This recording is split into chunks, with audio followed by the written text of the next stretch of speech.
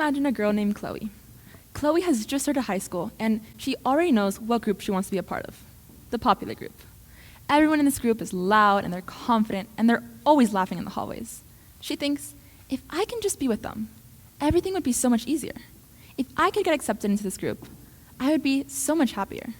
Now, I'm sure most of us have had similar experiences to Chloe, so much so that the American psychologist Abraham Maslow dedicated his life into understanding what motivates humans.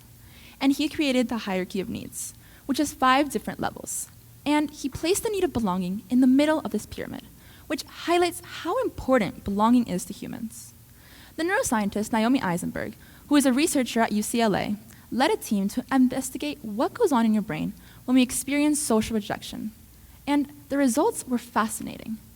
They found that social rejection activates the same parts of your brain as physical pain. This means that, to your brain, there's really little difference between breaking an arm and being excluded socially from a group.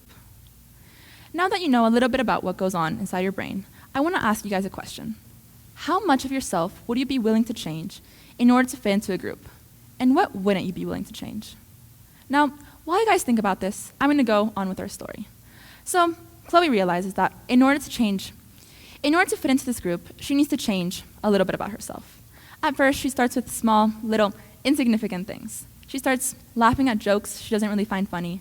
She starts hiding her love for fantasy novels because no one in the group likes that. She starts wearing sneakers instead of her bright, colorful shoes because everyone needs to wear sneakers. Little by little, she realizes that there's more about her that she needs to change. There's more about her that doesn't really fit into the perfect mold for this group. So she changes her hobbies, her hair, her clothes, her music taste, until almost everything about her changes. And then she kept herself getting motivated, thinking, if I can just get accepted, it'll all be worth it. I'm going to be so much happier. And then, one day, it happens. She gets accepted into the group. She gets to sit with them at lunch, she gets to talk with them in the hallways, and she gets to invited to all their parties.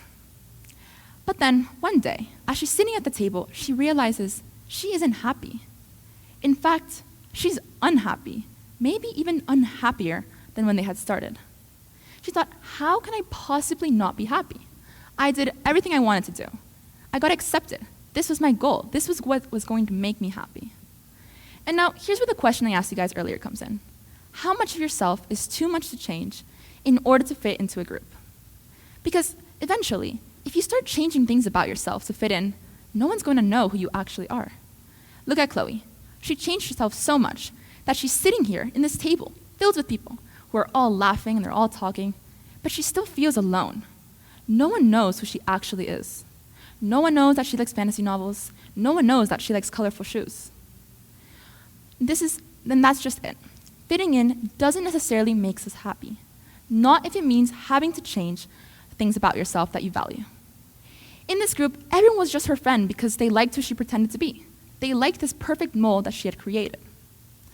And fitting in, and our brains are wired to fit in, which is why we feel so motivated to do this. And our brains automatically think that fitting in means changing ourselves. So we change ourselves in order to fit into established groups.